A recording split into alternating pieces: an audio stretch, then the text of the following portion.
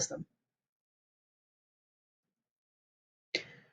Look, it's a real notebook. Oh my gosh, I'm so excited.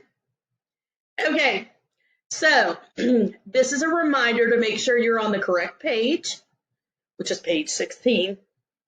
This is your topic, breaking words apart. And this is your I can statement. This is your, oh, that's where the date's supposed to go. Look who forgot to put her date. So you'll have to make sure that you put your date there. Here's where the anchor chart goes. And for today's lesson, I printed out the I do for you. Oops. I printed out the I do for you. So you won't have to spend so much time writing it in. Okay? Because that was rather lengthy. All right? So, speaking of I do, it's time to get rocking and rolling. All right. So, good readers, when they come across words that are big and they're not sure that they know whether they know the words or not, they have some strategies in their toolbox that they carry around with them, their little reader's toolbox. They think about the word parts.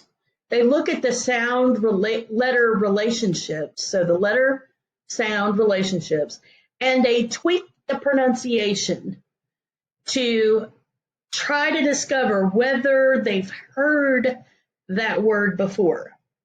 Okay? This is vastly different from looking at the beginning of the word, looking at the end of the word, and guessing what the middle is. Fifth graders, you want to move away from that. Okay? You want to look at the beginning of the word, look at the middle of the word, look at the end of the word, and try to smush it all together. Okay? So that you can get the sound of the word. And having heard the word correctly pronounced, it might jar your memory, and you may say, oh, I know that word. I didn't recognize it written down, but when I sounded it out, I recognized it right away. So let's try this. Mason entered a discount store to purchase some household supplies for a disabled neighbor. While he was there, a video game display distracted him. Mason disregarded. That doesn't sound right. Disregarded. That sounds correct. So the first time I tried the G out, I used the soft G sound, the j, okay? And the second time that I tried it out, I used the hard G sound, the g, like go. All right? So now to make sure I haven't lost my comprehension, I want to go back and reread this. Mason entered a discount store to purchase some household supplies for a disabled neighbor. While he was there, a video game display distracted him. Mason disregarded his shopping list and went to try the video game. Much to his dismay, he stayed too long at the discount store and had to race to get the shopping done. He decided not to get distracted again. Okay, so there are a few things. We've already talked about the hard G and the soft G. So now that we've pronounced the word and we've read around the word, we want to think, have we heard the word before? Disregarded. I know I have heard the word regard because in letters, they have kindest regards, best regards, and I know that's kind of like best wishes, so it's kind of like you're wishing good for them, or you're giving them good attention, or you have good concern for them, not the bad kind of, ooh, I'm concerned you might be in trouble. So I know the meaning of the word regard means to have concern or attention for. And I know that dis means not. So disregard, okay, so disregard, I think it means either not having concern or not paying attention to. All right?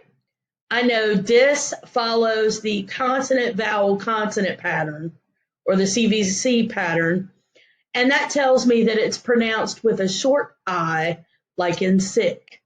Okay?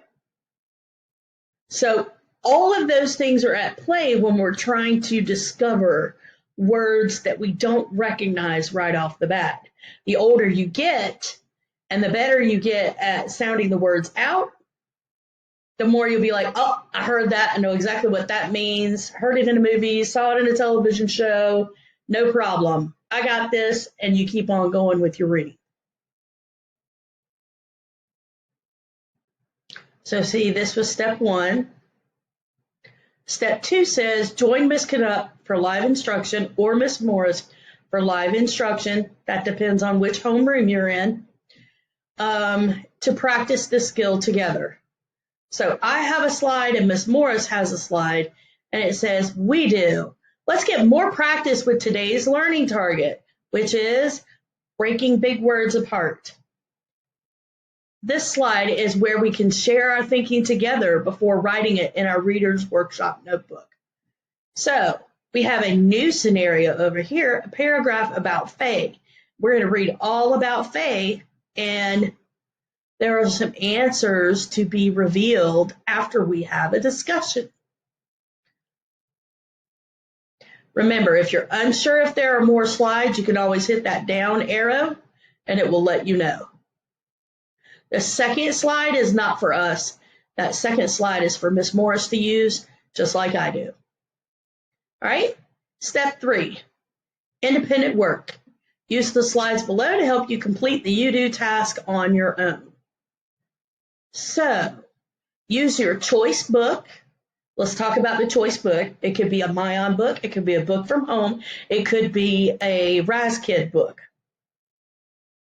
It could be a book that you have on your Kindle. It could be a book that you have checked out from the library virtually. Okay? In box 3, so I gave you what box 1 was. We worked together on box 2, and you'll jot that down. When you get to you-do, you're going to do box 3 by yourself with your choice book. Now you're going to be practicing the learning target today, so you want to make sure that you're breaking the words apart. So let's say, okay, Miss Canuck, I know how to do the breaking the words apart and stuff like that, but the book that I'm reading right now doesn't really have any big words that I don't know that well. Okay, so this is a good chance for you to model to me or to your homeroom teacher how much you know about breaking apart those words.